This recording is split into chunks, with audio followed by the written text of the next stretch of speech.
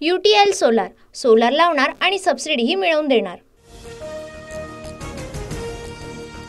पालघरमध्ये सभेला जाताना मुख्यमंत्री शिंदेंच्या बॅगेची निवडणूक अधिकाऱ्यांकडून तपासणी। फक्त कपडे आहेत, युरिन पॉट देखील नाही, शिंदेंचा ठाकरेंना टोला। राजकीय नेत्यांची बॅग तपासणी नियमानुसारच, मिळाल्यास शहा आणि नड्डांचंही हेलिकॉप्टर तपासणार। निवडणूक आयोगाकडून स्पष्ट, ठाकरेंच्या बॅगा तपासणाऱ्या अधिकाऱ्यांचं देखील कौतुक। गडकरी आणि फडणवीसांच्याही बॅगेची अधिकाऱ्यांकडून तपासणी। केवळ संविधान हाती घेऊन उपयोग नाही, संविधानिक व्यवस्थाही पाळाव्या लागतात, भाजपचं ट्विट करत विरोधकांना उत्तर। गोवा महाराष्ट्र बॉर्डरवर गाडी अडवल्यामुळे ठाकरे संतापले।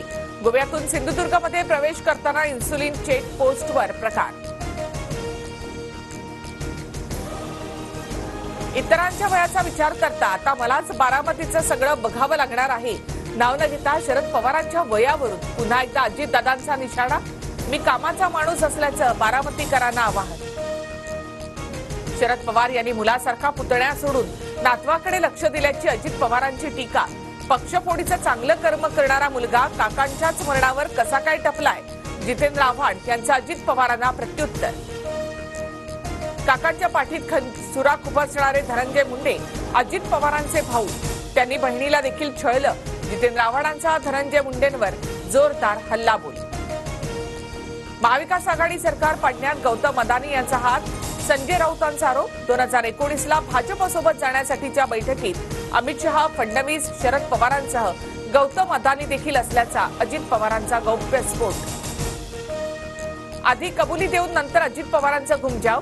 भाजपसोबतच्या बैठकीत अदानी हजर असल्याचं मुलाखतीमध्ये विधान। वाद उभा राहिल्यानंतर मात्र अदानी बैठकीमध्ये नसल्याचा दावा। चांदीवाल आयोगाने अनिल देशमुखांना क्लीन चिट दिली नाही, आरोपी आणि साक्षीदारांची भेट डीसीपी करून द्यायचे, फडणवीसांचा आरोप। अनिल देशमुखांना केवळ गुंतवायचा डाव होता, फडणवीसांच्या आरोपावरून जितेंद्र आव्हाडांचं प्रत्युत्तर। फडणवीसांनी फसवलं, निवडणुकीनंतर त्यांच्यावर केस करणार।